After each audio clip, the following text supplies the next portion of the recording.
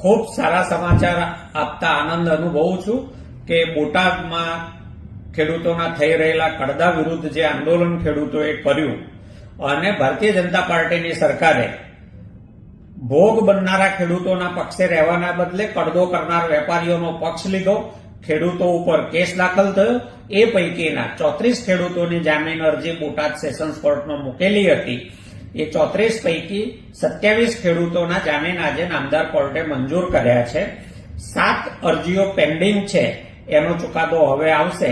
પરંતુ ખૂબ ખુશીના સમાચાર એ છે કે 27 ખેડૂતો જેમને કેસમાં કોઈ રોલ વગર એક સામૂહિક સોગંદનામા દ્વારા આરોપી બનાવવામાં આવ્યા હતા, એવા નિર્દોષ ખેડૂતોનો હવે જલ્દીથી છુટકારો થશે। આ બોટાદના કડદાકાંડની આખી લડાઈમાં એક મહત્વનું પહેલું પગથિયું જે ખેડૂતોએ જીત્યું છે અને આવનારા દિવસોમાં કાનૂની રાહે તમામ અડચણોને પાર કરીને ખેડૂતો સફળ થશે એવી આશા છે।